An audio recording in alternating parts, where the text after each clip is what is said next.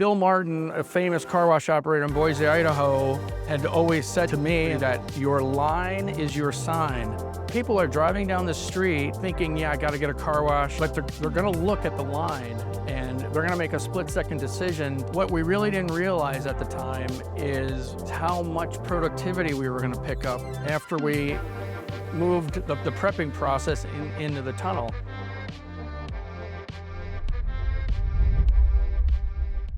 If you've been in this industry long enough, you know there are certain things that used to be or were thought of as gospel truth, right? Things today that are completely ridiculous, but back then were totally normal. Selling unlimited memberships, we can't do that, right? Giving away free vacs to our customer and then letting our customers wash their own car and leave without us towel drying it first. So, I mean, in 2005, if I would have said to you, hey, in 20 years, we're gonna let people wash as often as they want in their cars for free and leave without with it. And yet, here we are. These crazy ideas, they didn't kill the industry, they transformed it. Unlimited became the model, free vacs became the standard, and express became the experience. And the same operators who said, oh, this will never work, are the ones who are out there bragging about 7,000 club memberships, 30 free vacs, and not a full service car wash in sight. It's funny how that works, right? So I like this quote by John Maynard Keynes. He says, the difficulty lies not so much in developing new ideas as in escaping old ones. We're not bad at coming up with new ideas. We're bad at letting go of old ones. And really, that's why we're here today. We're not here to confirm what you already know. We're here to challenge assumptions that may be holding you back today.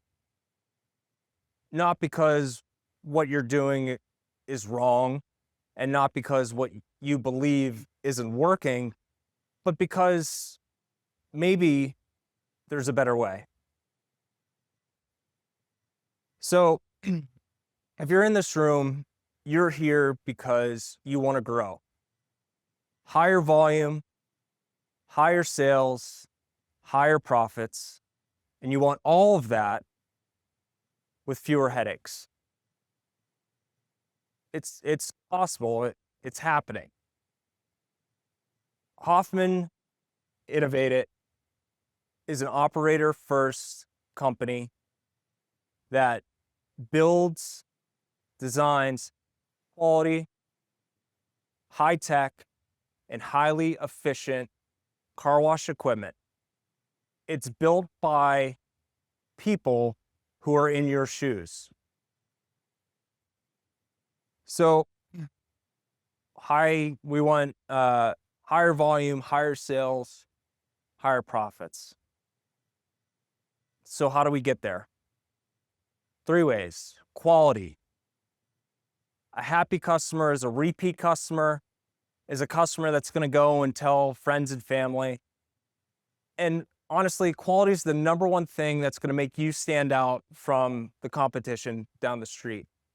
Next, there's efficiency. Higher throughput, lower labor, less equipment maintenance. And lastly, there's reliability. As your volume increases, you need equipment that is going to be able to meet that demand. To get there, we need to rethink a few things. So I'm sure many people in this room have heard or even said something along these lines. Daily maintenance is a part of life. The car wash down the street does it, so we have to too. I have to prep. My customers expect it. I can't push throughput any higher without hurting quality. I need as much reclaim as possible. I don't have a slide for this one, but I was thinking about it this morning. And one of the things that I always hate to hear is, well, we've always done it that way. These ideas, they come from experience, they come from pride, and they come from wanting to do what's best for the customer. But we have to think about, the thing about assumptions is that they're only true until somebody proves otherwise. And today we're going to challenge these assumptions. We're not going to talk theory. We're talking about practical things that are happening right now. And we have two men who are, for the last years, decades, have been in the trenches. They've built stuff, they've broken stuff, and they've rebuilt it. All in the name of making car washing more profitable, more efficient, and to be honest, a lot more fun to operate. So if you could put your hands together, welcome on stage Tom Hoffman Jr. and Nathan Birch.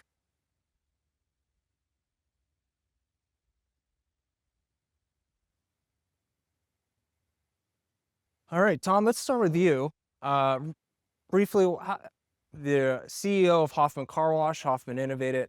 It's a little background for our audience. Right. Well, it's a family-run business in the Albany, New York area. We operate primarily within a 2.5 or 2-hour radius of the Albany market, Utica, Rome, New York, down to Binghamton, Albany, up to Queensbury, and down to Kingston. My mom and dad started the company almost because of a thunderstorm. My dad was a professional bowler. My grandfather had a bowling business. My dad's first business was drilling bowling balls. I think he was 15 years old. A traveling salesman was selling some in-bay automatic car wash equipment that my grandfather and my dad built built a car wash, installed that. It was almost immediately a disaster, bad equipment. So they put in self-serve car wash equipment. It wasn't about 6 months later, the bowling alley got hit by lightning one night after my dad had lacquered all the lanes, which back in those days was really flammable, and burned the place to the ground, and we didn't rebuild it. My grandfather essentially retired at the time, like in his 50s. So my dad had a self-serve car wash, and I was alive. He was just starting his family with my mom, obviously. And so anyway, then Dan Hanna was running around the country picking up car wash operators. And on the East Coast, he actually chartered a jet, took my dad and a bunch of guys to Portland, Oregon. And, my dad had seen a car wash down in New Jersey, I believe, and saw the production and how many cars they were washing an hour. So we built our first, exterior car wash in 1968. And then from there, my dad loved development. We built our company. And actually in 96, Bill Barkley in Missouri talked us into becoming a Jiffy Lube franchisee. So we operated 9 Jiffy Lubes, sold them a few years ago. So 7 of our stores have Jiffy Lubes associated with it. And again, we kept growing and growing, and we're up to 33 locations right now. And, operating Innovated, the car wash equipment company, since about 2018, because we started noticing as our unlimited business kept increasing, we were wearing out our equipment a little faster. And we're a company we're building our locations and our equipment of high quality to last a long time, to be maintenance free. So we started this equipment company to build equipment for our growth, and decided to, offer it to everybody in the industry. We've been going to the trade shows for, since COVID was over finally. And we've got, some great people at that company right now, and our car washes. We have about 600 employees actually in our total company, including with Innovated. So you've been in the car wash industry essentially since you were born. Right. 60 years, Hoffman Car Wash. I was 1 year old. 1 year old. Yeah. So what's interesting, Tom, is that you're very, if you know Tom, he's very techie, for sure. And we have proof that This was from, what do you think, 80? Yeah, well, probably like 1980 or 81. So we were one of the first customers of DRB Systems, and Dale Broad gave me a copy when he was one of the founders of DRB, gave me a copy of Quick Basic, and I taught myself how to program. And subsequently over the years, I taught myself how to program the tunnel controllers that operate our wash process. And so a big part of Innovated is we're a UL panel shop. We build motor controls and a lot of software in there running all the different equipment you'll see shortly. Yeah, we have one more embarrassing photo of Tom, if you want to see it. Yeah, it is. we opened a full serve car wash in about 1988, 89 time frame, and Mom and Dad thought it'd be a great idea to put me on a billboard. So yeah, Nathan, that was a long time ago. Nathan, how about your history? Yeah, so started in car washing as my very first job when I was 15. Got exposed to a really small town car wash. For us, 300 cars on a Saturday was like lights out, best we could do. Upside, very tight budget, and so really got to play with and learn the equipment because we really fixed everything in-house. So even at a young age, learning to work on rafts and blowers and pumps. Then as a lucky happenstance, I lived close to Fort Wayne, Indiana, which was Mike's Car Wash headquarters at the time, and saw a billboard driving in to go to school that said, "Hey, we'll pay for your tuition if you come work with us." And I was like, "Hey, I know car washing. Sounds awesome to get my school paid for." And so started doing that, and that was actually the first time I heard of Hoffman, because they were kind of both associated at the time, big players in each of their markets. And spent over a decade there really learning, perfecting the craft of how do you operate car washes. Same thing, watched that transition into membership, watched customers go from washing 4 times a year to 20 and seeing the toll that took on the equipment, the changed customers' expectations. And yeah, just have loved it ever since, done a handful of things. Now I'm an owner operator, and we also build car washes for other people. And that kind of brought Tom and I even into more of a collaborative relationship over the last few years. All right, so we didn't want to let Nathan off the hook here. He too was on a billboard a few years ago. This is when you worked for Mike's, right? Yeah, a little bit more hair back then, but yeah, it was funny. Did that shoot. Didn't even know that they were going to use it as a print ad in the Sunday paper in the little town that I grew up in. And that was the moment, I'm not going to lie, my family was a little suspect that, like, you're going to do car washing for a living? And then all of a sudden, all my grandma's friends are calling her saying, like, "Oh my gosh, your grandson's in the newspaper." And so, no, it was fun, though. It was neat to see yourself on a billboard. Yeah. All right. Anyone else, anyone in the room ever been in a billboard? Is the only two? Oh, here we go. There you go. So I'm going to pick on Tom a little bit more. This quote, "The Hoffman team is like a performance car dealership with a racetrack and drivers on staff, so you can experience the products in its intended environment before purchasing." I was going to ask Tom if he knew who said this about him, but we've rehearsed this a few times. So he actually knows. Nathan said this about Tom. So Nathan, you just want to expand on what you've seen through the Hoffman team?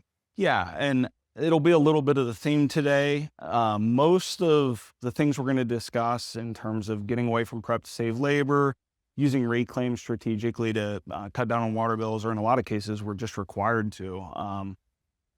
It's not a silver bullet. Like, there is not a single thing like, hey, if I just do this one thing, then like I'm good to go.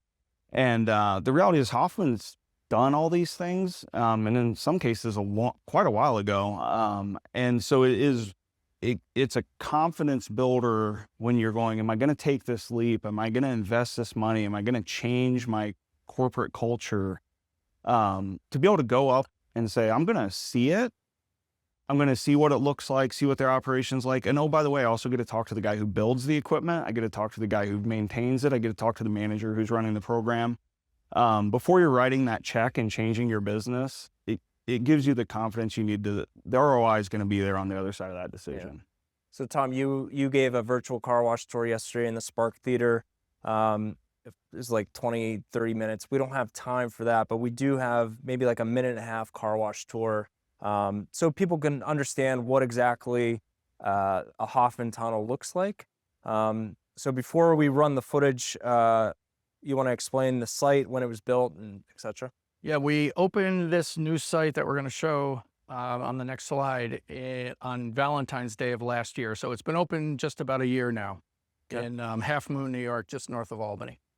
All right, we'll roll the footage.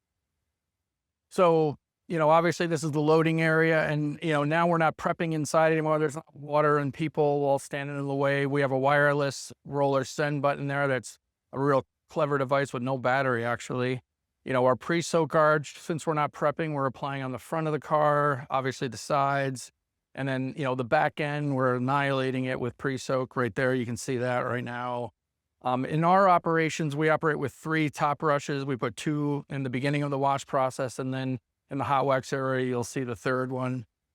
There's our side mud blasters. Again, when we stopped prepping cars, and I'll tell that story a little later, we had to replace that experience with some high pressure equipment in the tunnel. We use AVW wraparound brushes, and we enhance their controls using some real simple air valves, proportional air regulators actually, to get around the car more gracefully and effectively. We're blasting the front of the car, the side of the car, the rear, and we're also doing the top front at an angle and the back end of the car. High pressure mirror rinsing at this location, where we're at our 3rd top brush. Following wheel blasters, which really came from Dr. Enning in Germany, one of the most famous car wash operators in the world, and car wash chains. That automatically adjusts with the speed of the conveyor. Rear window rinsing right there to get all that soap out from under, the back louver. And spot-free rinse on the mirrors is a huge, I think, step in our operation, because customers driving down the road, looking out their window, they want it clean and dry and spotless. And the mirrors are getting looked at all the time right after you drive out of a car wash. So yeah, we do a lot of great things at our new locations now. And there's our podium that we build too. I didn't mention that before, but we hang all the monitors on there, surveillance system, no pileups, and the point of sale system. Perfect. So I made a big thing about challenging assumptions. So that's what we want to do here today. So really it's about this efficiency of going prepless. And one of the assumptions is that going prepless won't work for me. So Tom, at some point you were prepping and now you're not. And you were likely sitting on the fence being like, is this going to work? Is this not going to work? And I'm sure there's a lot of people in the audience here today who are contemplating or maybe not quite ready to make that leap of faith. So what was it that helped you get over that? Or maybe what are some of the concerns that people were facing today? The idea was in the industry for really years before we finally had the courage to move or install some automation in our tunnel with, a lot of the oscillating high pressure equipment that we ended up building. And people were telling us in the industry, you can do it. It's really not that big of a deal, but we really struggled with doing it for the first time. And we had 15 tunnels at the time where we were brushing the back windows, we were prepping on both sides of the car, and we were loading cars also while all these people and all this water was spraying. People had to put their windshield wipers on in many cases. The fog it created in our climate when it's cold and dry outside from the warm, moist air was turning the buildings foggy. So we were really scared to do it, but we finally bit the bullet and did it. Yeah, and I think the results kind of speak for themselves. So the stats here, this is Queensbury, New York. It's about an hour north of Albany. It's in the foothills, if you want to call it, of the Adirondacks. And 18 months after this store went prepless, it increased its unlimited members by 102%. Cars grew by 75%. Revenue was up 73%. Profits 88.5%. What's interesting about this store is it was a kind of a mid-level store in the Hoffman system. And since making this change, this store has ranked #1 for car sales in profits for you. Right. So in the beginning, we were just worried about, removing all the labor that was in the loading area. And what we really didn't realize at the time is removing all the chaos in the loading area with all those people.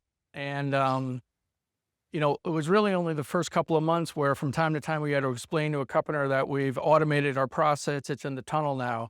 And Bill Martin, a famous car wash operator in Boise, Idaho, had always said to me and us and really the industry that your line is your sign.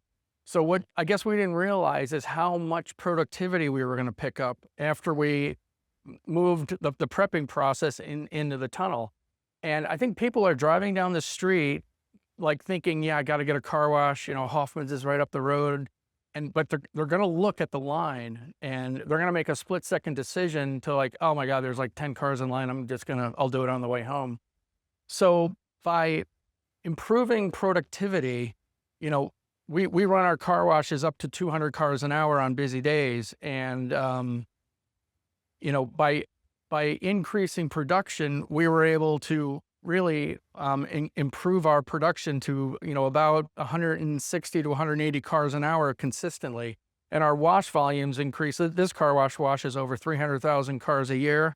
And several of our locations do that. And it was repeatable. We had to do this across 15 locations. It took us probably 2 or 3 years, but it was a repeatable success story, really, where we would automate the equipment, but we would probably also remodel the outside. And there were a couple of things we also did. It's a great time to introduce a change like this. It was a major change when you remove all those people and change the process. And it was just, it was unbelievable how it was so repeatable that investing in your car wash consistently really pays dividends. And not even about prepless, but just continually improving your wash process in your buildings can really show your customers that you care about the business. It also helps, your associates that work with you because they know you're investing in your facilities and you're investing in them. Yeah. So you mentioned the repeatable 15 times, and Nathan, I'm going to switch over to you here. Mm-hmm. So, Tommy, you're able to do this in the Northeast, some harsh conditions in the winter, but then Nathan, you took this idea and put it in arguably some of the harshest conditions in the world country. This site that you're seeing right now, this is Midtown, Alaska, Sudsy Salmon Chain. So first, let's talk about when you were, I guess, explain the site and what your thought process was when moving to this prepless model. Yeah, a couple of years ago, we're from the Midwest. We had car washes in the Midwest. We did take a check when taking a check was a popular thing to do. And then we were like, okay, now what are we going to do? And believe it or not, I actually met the owner that we ended up working with and doing an acquisition and combining a couple brands in Alaska. And I had a show talking with Tom on a board. So when we bought this property, it was already in process. Permits were done, all that. And so we knew the box was set where the vacuums were, like none of that was changing.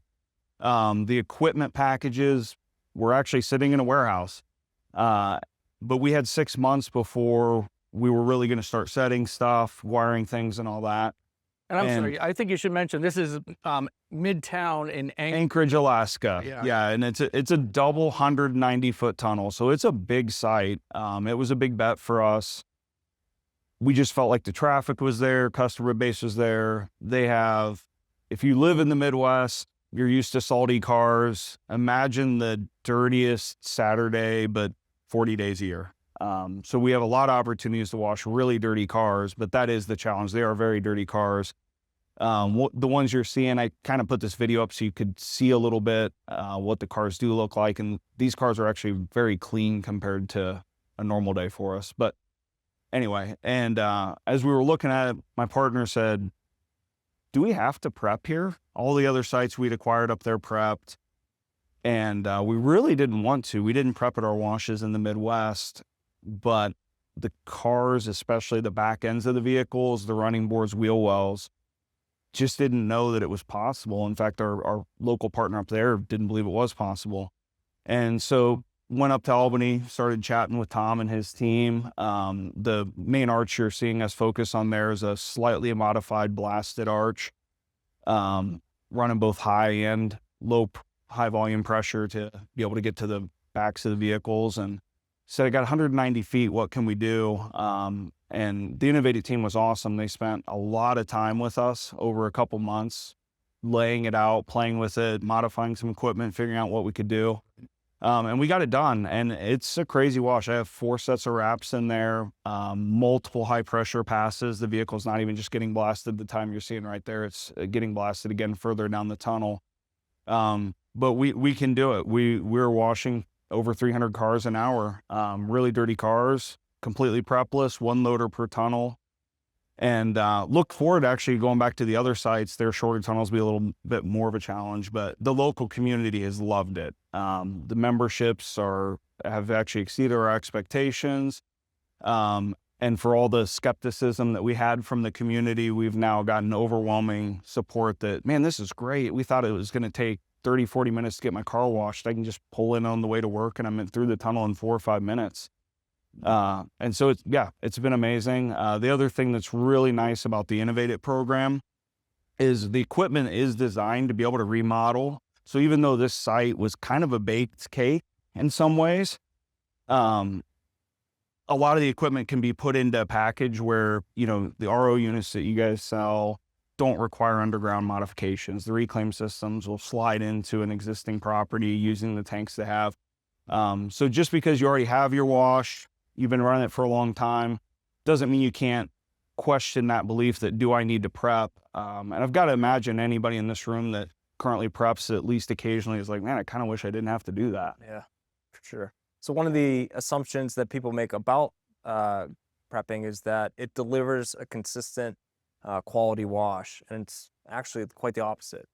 So Nathan, I've heard you say that you're only good as your worst associate at prepping. So what have you seen, especially in Alaska, as far as the consistency and the quality? Yeah, and this was an assumption for me that took a while to get over. We build a lot of car washes for other people, do service work and stuff. And so I have this conversation often. And what I found is, in some ways, we're trying to make our car wash we're offering services that it's not really designed to do. And in some ways, we're breaking the promise to a lot of our customers to try and achieve this one special moment for somebody else. And, again, my partner that challenged me to get away from prep, he's come from other retail organizations as well. And, he said, if you go to McDonald's in Japan or Germany or New York City or Nashville, Tennessee, it's the same experience. You're going to pull in, it's going to cost about the same amount, it's going to take about the same amount of time. It's essentially the same product. And that's really where their value proposal is. They're not saying we're making you the perfect thing. I'm guessing a lot of us probably went out to dinner last night, probably had some amazing steak dinners, and other things enjoying in Las Vegas. But the reality is, if you pull into a McDonald's drive-thru and say, man, I'd like to have a T-bone steak, they're going to think you're joking. And that doesn't make them a bad company. In fact, it's why they were scalable. They didn't try and sell something that their core because one customer wanted something. It's about repeatability. It's about meeting a customer's expectations. In a lot of cases, it's about training your frontline people to understand that product mix and what we're doing and why we're doing it. In fact, most of my managers have a great relationship with a local detailer that may do some buffs for us or this, that. And when that customer comes in and is like, man, I don't think your car wash is going to get this clean. One, we do a clean car guarantee, but if it's that car that's covered in grease or tar or whatever, we're going to refer them to somebody else because they need a detail. They don't need an express car wash, and I'm not going to make the 20 people in line behind them wait 15 minutes while we try and clean that one car. All right. There's a Tom, there's a thought of fairness and consistency for the customer as well that you have to consider, right? So what's the customer in front getting versus what I'm getting? So what have you seen as far as the customer experience since adopting the prepless model? Yeah, well, the improvement in quality and consistency, when you were thinking about prepping, you'd get a better quality car. But we were, very often pulling up to our locations, and our people didn't know we were there, and just the prepping and the brushing would just be deteriorating, probably within 20 or 30 minutes. So and then customers would tip a guy, and they'd spend twice or three times as much time. So I talked about how it just improved productivity and throughput, and we washed more cars per hour. But it also gave the customer a more consistent experience that I think just helped our whole company, and the quality really did improve, and it was just the consistency is what we really found happened. Sure.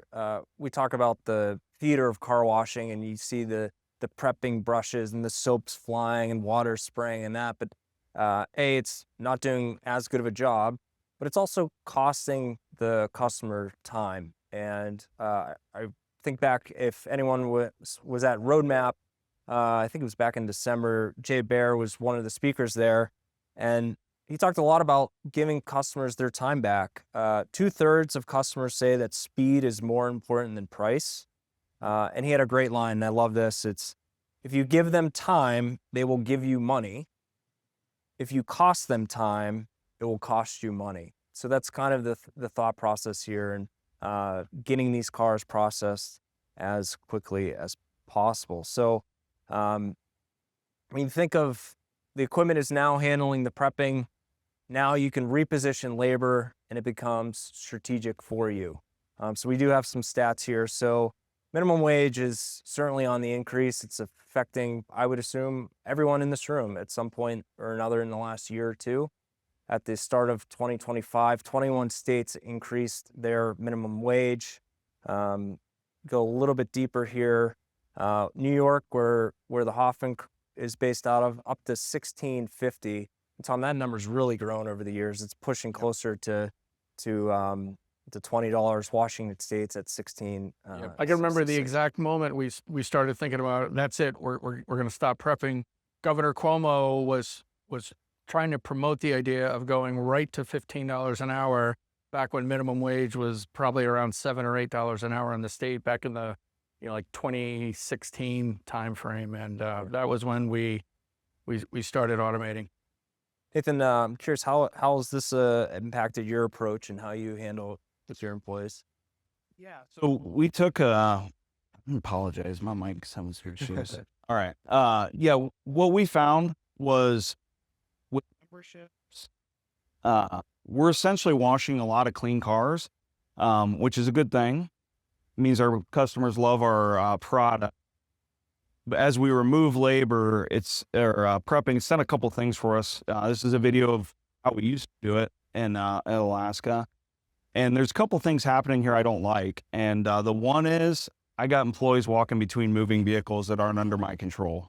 And so getting rid of that really was one of the driving aspects behind why we wanted to stop doing it. The other piece, you can see, we're addressing different problems with the same solution. And so the reality is, let's make the equipment do that. And I'm going to take those two people there, and I'm going to do a couple things. One, I'm going to put a little bit of that money back in my pocket, which is great. But I'm going to give some of that back to my customers. We really focus on our vacuum experience. We see our vacuum stalls as essentially hotel rooms. And so if you check into a hotel room, you expect that somebody has cleaned it regardless of what the last customer used that hotel room for. And so we try our best. Doesn't happen every single time, but we've got somebody who's out there that can, wipe off the nozzle, pick up the trash, make sure the trash is empty. And we're not slam busy. We'll even maybe go clean their mats for them, some stuff like that. And what's interesting is the amount of feedback, and I know that Google and Facebook aren't the end all be all, but it is one way that our customers tell us how we're doing. The overwhelming feedback is the customers appreciate that interaction with us enough to get on their phone and give us a 5-star review, versus the prepping. They just see it as like, yeah, this is just part of the service. So pivoting that over really makes the customers feel like they're receiving a unique value for the money that they've given us. And the other piece is it lets us train and work with our employees in a way that really improves their quality of life, that's a dirty, hard job. And the reality is I want people on my team who can sell club memberships. Like, that moves my needle. The ability that I can clean around a license plate a little bit better doesn't really move my bottom line. Selling an additional 1,000 club memberships does. And what that means is we have a really strong sales training program. Every one of our new employees that we hire goes through a sales training program. And we take some of that money we saved on the labor. We're giving them a nice commission for their membership sales. And that increases our retention. It's a better job. They're making more money. For everybody here, hiring and retaining great employees on the front line of a retail car wash is probably one of the harder parts of our job. Yeah. I'm looking at this video. A few things jump out at me. One, go back to the Midtown example and how many more cars you're processing. Mm-hmm. You have 3 team members in the prep zone. And Zach Myers, who's on our staff, is in front of me. And there's a photo of him in our office. He has a big beard. And it was a cold day, and he was getting blasted in the face with water from prepping, and the snow is caked onto his beard. We have that hanging in our office as kind of a reminder of, hey, the commitment that our associates have. But that wouldn't happen today in this world. Yeah. And then you think that I'll go back to the Queensberry stats, and the memberships grew 102% in that 18 months. Well, a lot of that had to do with the quality and the throughput. But Tom, you were able to take essentially 4 people in the loading area, eliminate a position, so you have labor savings there, but then you're able to take those individuals and then reposition them at kiosks to sell memberships. Right. When we did the automation, yeah, we did very little. We didn't fire people, lay anybody off. We just repositioned them to, do a better job taking care of the rest of the facility, and especially putting them out at the kiosks to sell memberships. Mm-hmm. Yeah. And I think the people, there's a little proof in the pudding. We all hoped 20 years ago that we were going to put these kiosks in and it was going to save us all this labor. It's pretty rare to see unmanned kiosks anymore. I apologize if you are. But it's interesting how many of us invested the money, put in all this stuff, and now all of a sudden I got a person standing out there again. But it's rare to see people, once they get away from prep, they're not going back. Yeah. It's rare to see somebody who stops doing it, puts the people out there, sells the memberships, and all of a sudden 6 months later, it's like, we're going back to prepping. Once you get away from it, it's scary, but your customers reward you, your employees reward you. And I think it'll be probably a universal concept in car washing in the coming years. Sure. Yeah. So a big part of the prepping model is thought of reclaim and how it gets incorporated into it. So Tom, as prepless depends on high pressure systems, which utilize reclaim. How does Hoffman's system support? Right. So we make 2 different prep units. Nathan uses it to flush belts if you have a belt type facility. We're using it to go through these high pressure, small little nozzles at 800 to 1,000 PSI. And this is a 35 gallon a minute application right here. So we use our high flow unit that produces 50 gallons a minute. And one of our biggest struggles before we created the reclaim system was kind of like the medium buoyancy particles that get by the cyclones we used to have that clean the water, and they were clogging our nozzles frequently. So we wanted really to reduce the amount of labor and maintenance involved. And, we were every day unclogging nozzles first thing in the morning. And with our system, it's got a big filter tank with absolute filtration, and it eliminates all that medium buoyancy crap floating around in the nozzles. It's simple because it's only at 1 pump. So the one grinder pump, the ground fuss grinder pump, delivers the water to the unit through the filtration, and then we send it right to the tank where our high pressure pumps are that are blasting those cars. And, we just have an overflow. If we're producing more water than we're using at the moment, it just goes back down the pit and kind of completes the circle. So it's just been a great system for us at all of our car washes with all that high pressure and small nozzles. Nathan, Tom talked about the belt flush, and it kind of in a way, like started this relationship that you have with Tom. So Want to talk about that, and then also what are we seeing?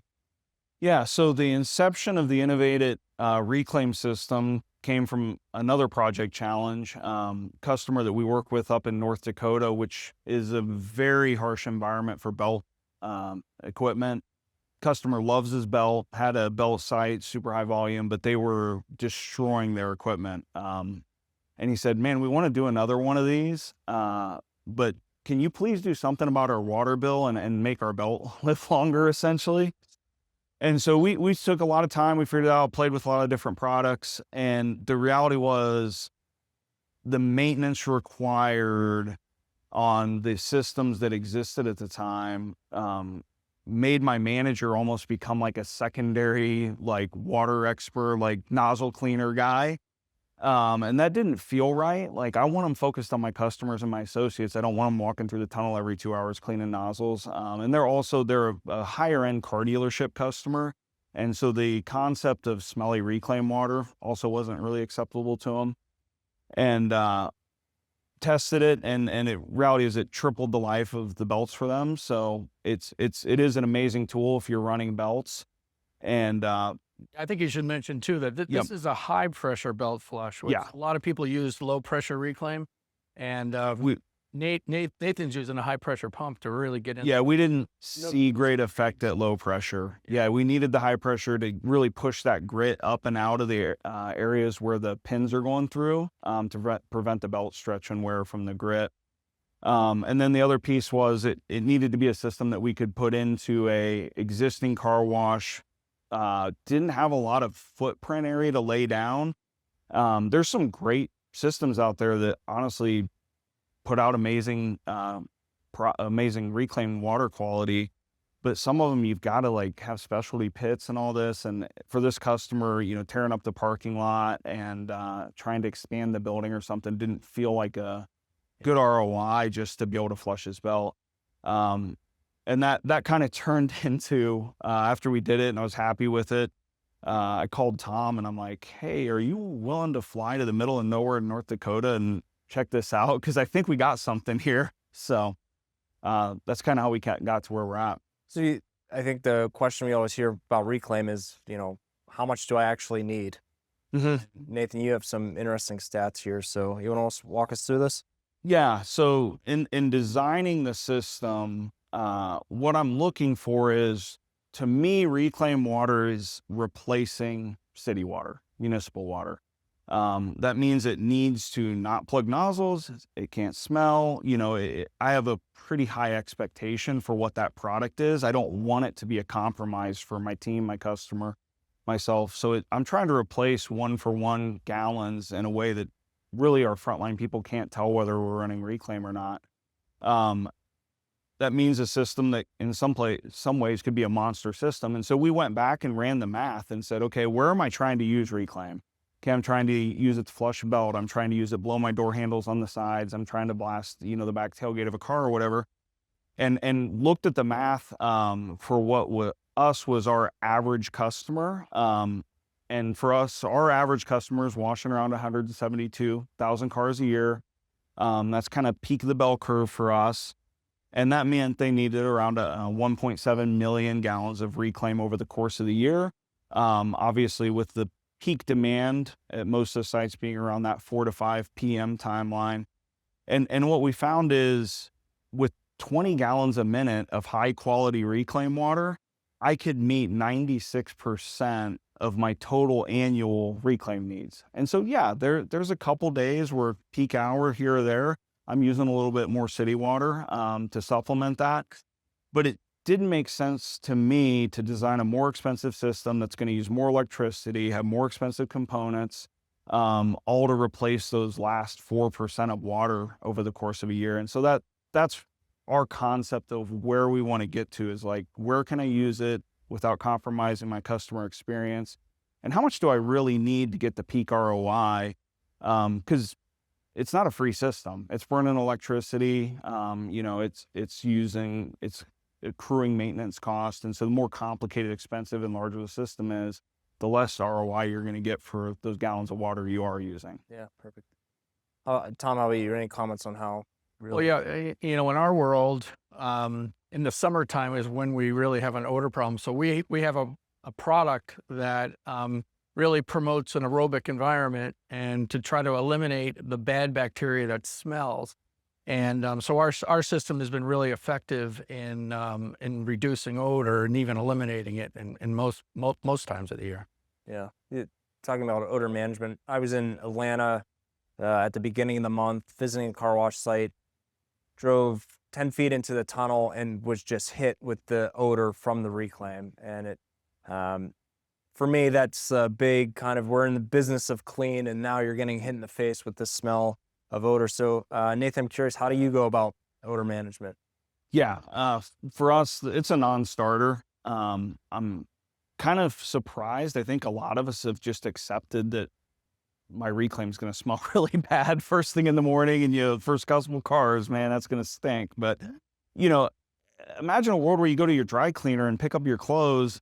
They're clean, but man, they smell like a wet dog. Probably not going back. Like, I paid you to clean it. And I think, sense, one of our senses, and I feel like I'm fibbing to myself a little bit if I take a customer's money and then I make their car smell bad. So yeah, same kind of how we got to where similar system you guys are using, the simplicity of a liquid oxygen component that has a better half-life, for us, eliminated those times where even with the best systems we were using, that slow day going in and out of a rain day, or day where the temperature's spiking, there were just too many variabilities where it was like too often that we'd come in the morning and we're like, okay, what's wrong? Why is this not working? And so the predictability to overcome those unique challenges of slow day, busy day, high temperature, low temperature, whatever, and be able to have faith that we can tweak it at each site. Like a busier site, we're going to run a little less or a little more. Summer, winter, we're going to run a little more. And have a program that manager has confidence. Hey, I'm going to come in tomorrow morning, I'm going to run my test car, and it's going to work. I'm not going to have to spend a half an hour trying to clean out a system or figure something out. And so that's where I like the idea of the liquid additive. It's more reliable and a more consistent product in my mind. Part of that odor management is your system requirements and how you maintain these systems. During a pitch session yesterday, I loved this analogy, is that the reclaim system should be like a crock pot. Just set it and forget it, essentially. Mm-hmm. And Nathan, I know that's probably your expectation, how you approach it and how your managers are managing it. Yep. Yeah, we kind of have an interesting setup within our company. Express Car Wash is a service provider to our retail locations. And we really encourage our managers or the people on the retail side of our business to look at that side as a service provider. And so if I'm selling myself a reclaim system, just because it's kind of one pocket to another, I'm not going to ask my location manager to do something that I wouldn't expect my customers team to do as well. And what we found is, with walkthroughs and nozzle cleanings and baskets and trying to fix a smell issue and this and that, our managers were spending almost 15 hours a month dealing with the things it took for us to run reclaim. And I didn't feel good about that. I want my managers focused on the front line and want to sell them some memberships. I've said that a lot, but I think it's important.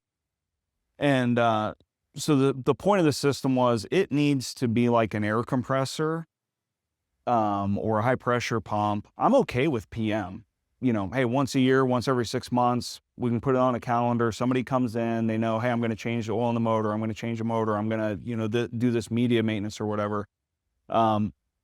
But the unpredictability, or, hey, I got to run and fix this thing in the middle of a busy day, we just weren't going to accept that in our retail setup. And this system's one of the first, maybe they all do it, I don't know, but it kind of maintains itself. It's going to take itself offline at night, backflush itself. And so for the most part, your team, once the system's in and running, outside of regularly scheduled maintenance that your techs are going to be able to handle, the management at our stores really doesn't have to touch the system. Yeah.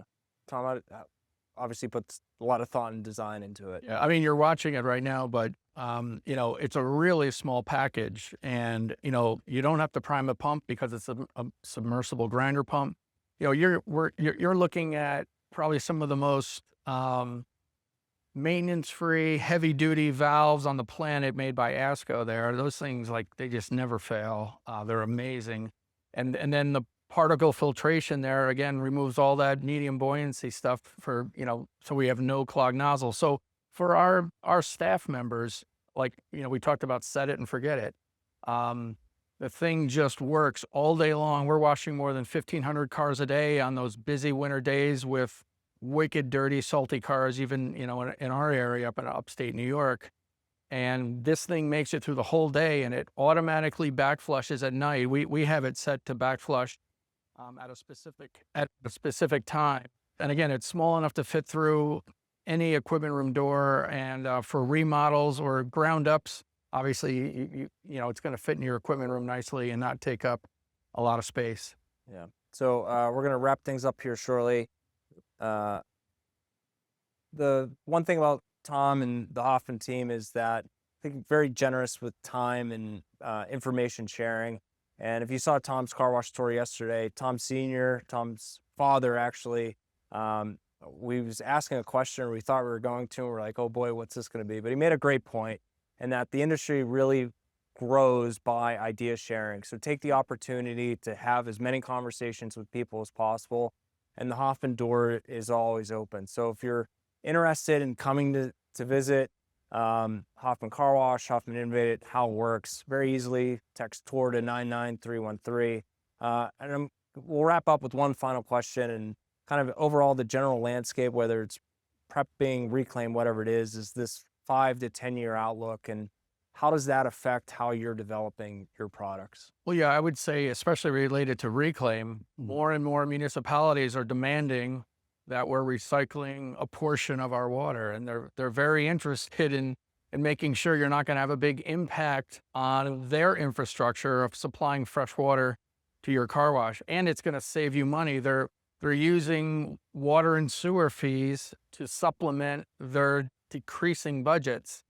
And you know, we're all paying more for water every year. It's going up here and there, and it's an important part of every car wash. And this is, you know, a simple solution that's built to last.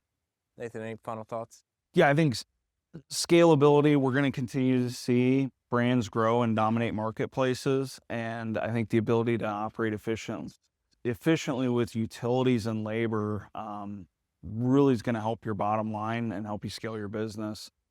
And I just like to, you know, trade shows for me are a great time not to come and go, wow, I'm doing a really good job. It's a good time for me to look and go, why am I doing this? Like, and kind of question those thoughts.